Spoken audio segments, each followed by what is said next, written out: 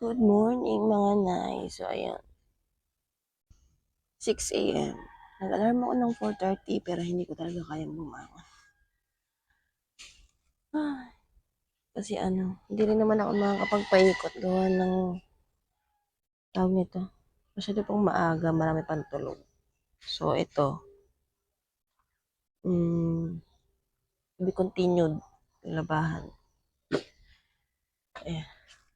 Be continued. Ang labahan, ang dami. So, start na uli ng umaga.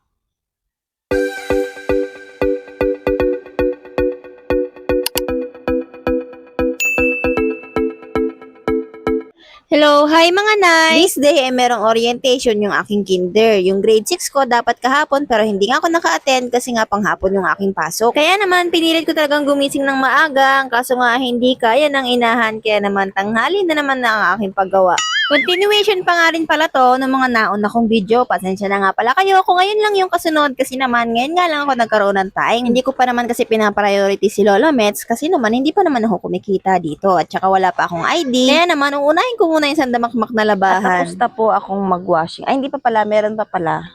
Pero gamit-gamit ko yung mga timba na kaya kong bitbitin. Ayan. So, magbabanlaw muna ako habang tulog yung mga bagets. So, hindi ko na dadalhin tong cellphone kasi wala akong taga-bitbit. Gawa ng dalawa yung dala ko. Ayan.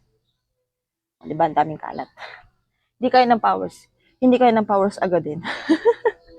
Tapos may pasok na naman, may meeting pa sa school, may orientation, 8 to 10. So, ayun, sakop na naman yung oras ko.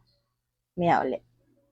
Pagkatapos ko makapagbanlaw, ay bumababa nga ako dito sa aking kapitbahay para makidryer. Siyempre, para mabilis matuyo at maisampay ko nga siya dun sa loob ng bahay. Kasi naman, pag sa labas ko sinampay, wala nga mangunguha in case na umulan. 1 p.m. to 9 p.m. kasi yung pasok ko, kaya naman gabi na yung labas ko. Kaya mas pinipili ko makidryer at magbigay na nga lang ng ambag sa kuryente buwan-buwan. Kasi naman mahirapan nga akong magpatuyo ng mga damit. Anyway, fast forward after ko nga makapag-dryer at maisampay, syempre pasok mode na. At fast forward na nga din, ito ay uwian ko na agad.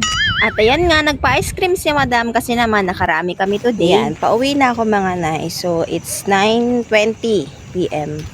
Kanina medyo kumukulog-kulog as umaambon-ambon pero ngayon okay naman na. Sabi ko nga sana wag muna lumakas kasi nga maglalaba pa ako. Hindi na rin ako nakapag-film kanina kasi tawag nito, malilate na talaga ako. As in, late talaga ako. 1:30 na ako nakarating kasi tinapos ko pa yung dinryer kong last na 2 timba. So, ayun, ito. Lakad pa uwi.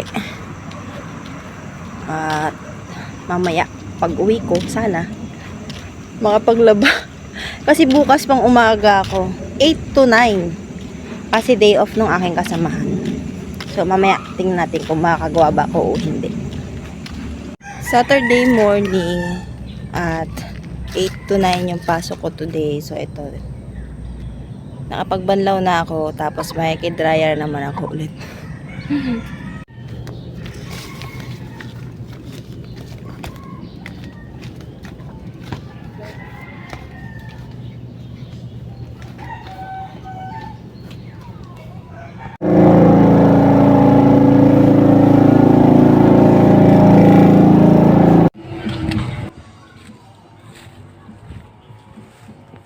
At nang abala na nga ang inahan kahit na sobrang aga pa at tulog pa yung mga tao dun sa kabilang bahay. Diyos ko po. Anyway, minandali ko na nga rin at isinampay ko na kaagad para nga mamaya pagdating ko tuyo na. At after na makasampay, syempre working mode na. Halos sa paglalaba at pagtatrabaho na nga lang din nauubos yung araw ko. Anyway, yun lang for this video. Thank you for watching.